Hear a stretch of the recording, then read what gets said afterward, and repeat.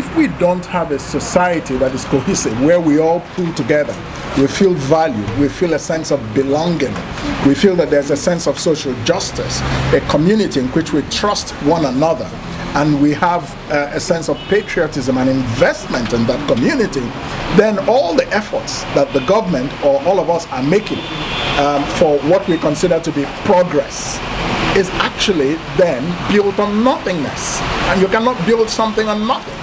Without social cohesion, as I have said, we labor in vain. And so, because who are you laboring for? What is your labor about?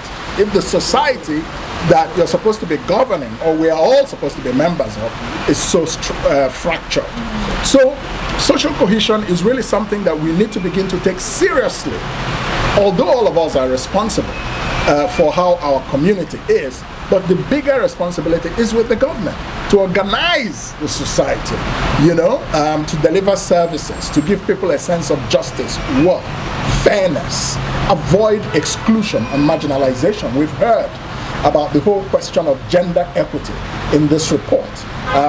We've had issues of marginalization in different parts of the country, people who want to break away and things like that. The government should understand that it has a responsibility to engage in difficult conversations that build our society into one in which we all agree and are happy to be part of. The challenges that we have today is as a result of lack of cohesion. Ask the ordinary man on the street if he or she feels like a Nigerian today.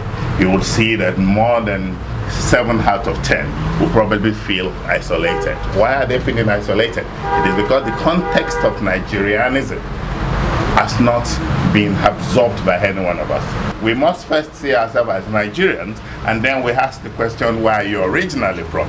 Because we shouldn't be able to distinguish ourselves on the basis of being a Fulani, Yoruba, Hausa, Igbo. We have 250 ethnic nationalities. How do we pass that round if we were to, find what we call a potpourri of leadership? So the context of our existence can only be on competence. And I stand without fear or favor to say that until we recognize the fact that the very competent person may not be from the largest group in the space. So if we're thinking in terms of making Nigeria one and taking us to the promised land, we have to begin to think competence. The concept of social cohesion is looking at Nigeria's unity, looking at Nigeria's togetherness, looking at Nigeria's the ability of Nigerians to have a sense of belonging. For Nigeria to move forward and for any country to move forward, data for planning, data for decision making is very important. And so far in the past few years, we have helped to bridge the gap in citizens' data, providing accurate data to help not just government, but also advocates, practitioners, and the development community in having accurate data about Nigeria, especially from the citizens' perspective.